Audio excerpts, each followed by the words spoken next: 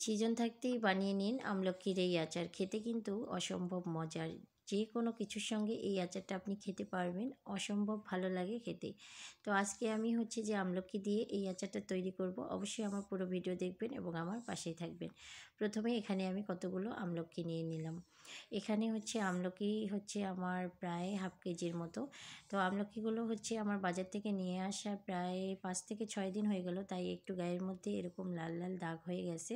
আসলে সময়ের অভাবে আমি ভিডিও করতে পারি নাই। তো আমলকিগুলোকে আমি খুব ভালোভাবে ধুয়ে পরিষ্কার করে নিলাম। দেন এখন আমলকির জন্য একটা মশলা তৈরি করে নিচ্ছি।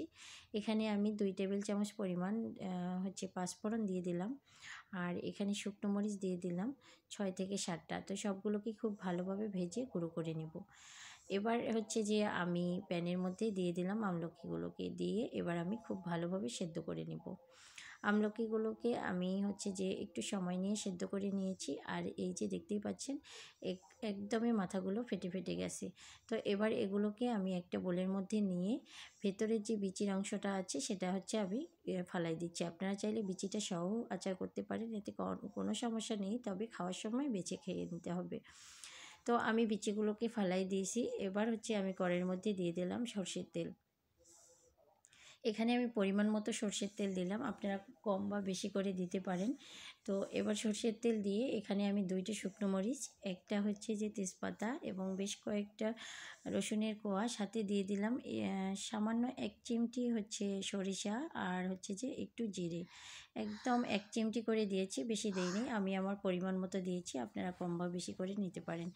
এবার আমি এখানে আমলকিগুলোকে দিয়ে খুব ভালোভাবে একটু নেড়ে নিলাম। দেন এখন এখানে পরিমাণ মতো লবণ দিয়ে দিলাম, সামান্য 1 চিমটি হলুদ দিয়ে দিলাম, আপনারা চাইলে হলুদটা স্কিপও করতে পারেন। আর সামান্য একটু দিয়ে দিলাম লাল মরিচের গুঁড়ি, যেহেতু আমি এখানে চিলি ফ্লেক্স অ্যাড করব, যার কারণে আমি একটু লাল মরিচের গুঁড়িটা অল্প করে অ্যাড করলাম। তো এখানে আমি দিয়ে দিলাম চিলি ফ্লেক্স। এরপর আমি এখানে যে মশলাটা তৈরি করে রাখছিলাম, মানে 2 টেবিল চামচ পরিমাণ মশলা পুরোটাই দিয়ে দিলাম। এবার সবগুলোকে খুব ভালোভাবে মিশিয়ে নিচ্ছি। খুব ভালোভাবে মিশিয়ে নেওয়া হয়ে গেলে আমি এর মধ্যে চিনি অ্যাড করে দিলাম। আপনারা চাইলে চিনিটা আগেও অ্যাড করে দিতে পারেন, তবে আমি চিনিটাকে একদম শেষের দিকে অ্যাড করে দিলাম। চিনিটা শেষের দিকে অ্যাড করে দিলে আচারটা খেতে অনেক বেশি ভালো লাগে এবং কালারটাও অনেক বেশি সুন্দর আসে। তো এভাবে আমি বেশ কিছুটা সময় ধরে নাড়িয়ে নিলাম। আর এই যে দেখতেই পাচ্ছেন আমার একদম কিন্তু আচারটা পারফেক্টভাবে হয়ে গেছে। তো এবার আমি নামিয়ে নিচ্ছি। এই যে দেখতেই পাচ্ছেন নামিয়ে আমি পরিবেশন করতেছি। খেতে কিন্তু অনেক বেশি মজার ছিল। আর এই আচারটা আপনারা বছর জুড়েও সংরক্ষণ করতে পারবেন। তেলের পরিমাণটা একটু বাড়িয়ে দিবেন আর এখানে একটু ভিনেগার অ্যাড করে দিলে একদম সারা বছর জুড়ে এই আচারটা খেতে পারবেন।